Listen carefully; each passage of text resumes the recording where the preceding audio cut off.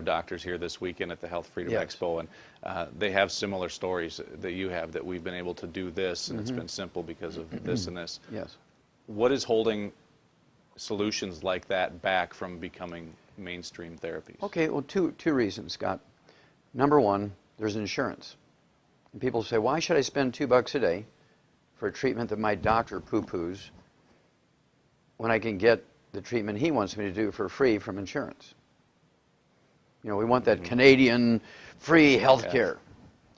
And so that mentality in the American public has held it back, because the public is not demanding the cure, if you will, just from something simple, but it might cost them a third of the cost of a cup of Starbucks coffee.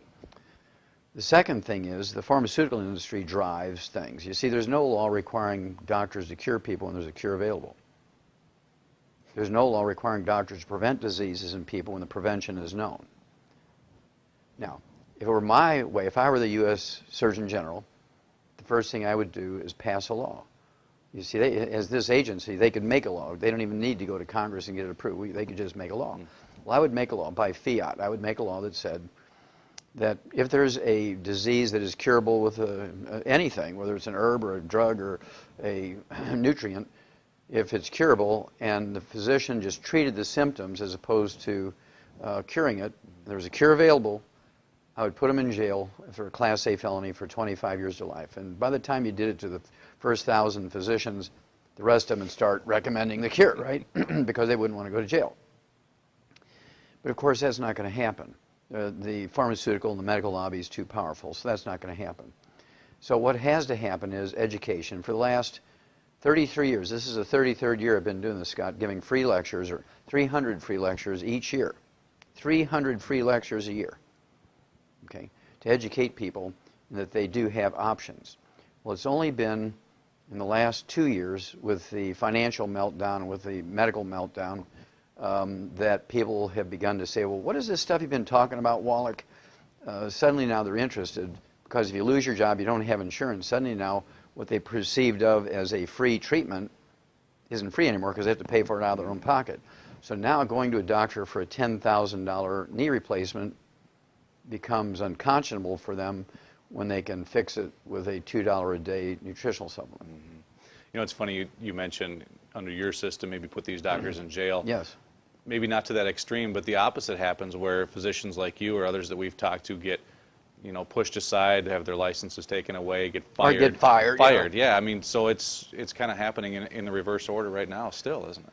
Yes, it's still happening incorrectly, because, of course, the pharmaceutical industry and the medical monopoly, it's a monopoly, is in control. They give more money to PAC committees, to legislators, than any other group there is, okay?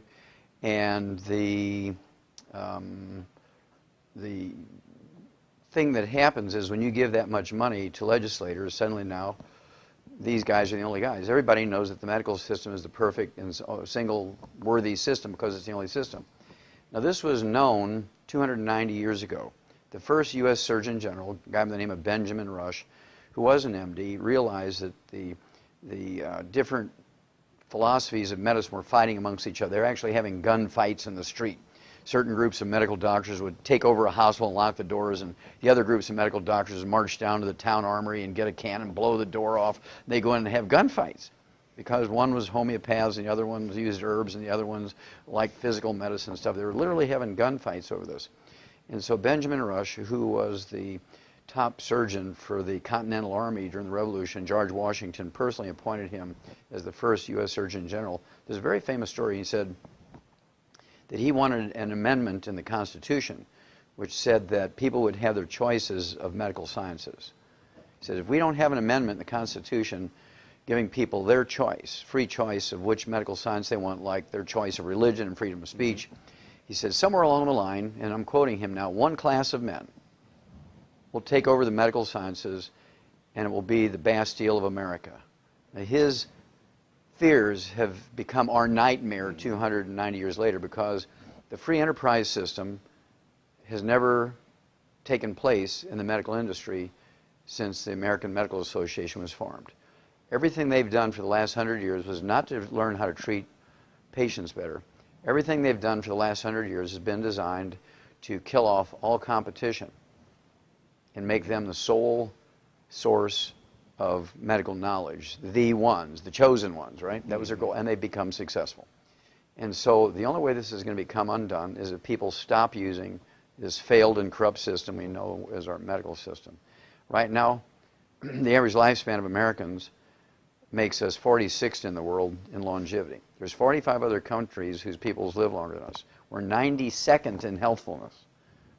And we spend more money for health care than all the other 218 nations of the world put together.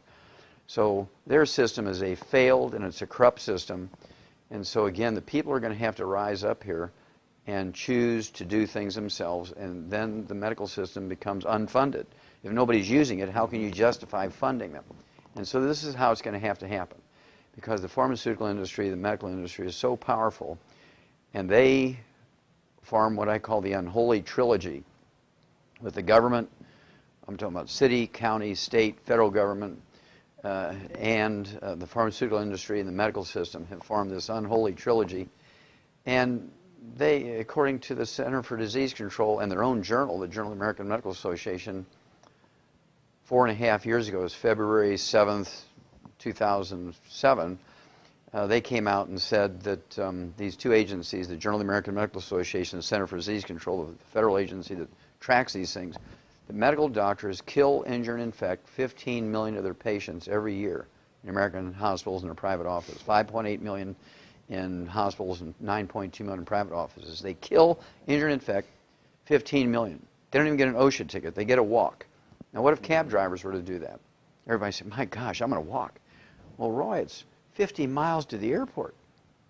I'll just leave 3 days early, but I'm walking. I ain't getting in a cab. But yet people still line up to get this very dangerous, very ineffective. I mean, we rank 46th in the world in longevity and 92nd in healthfulness. The recipe is not a good recipe, Scott.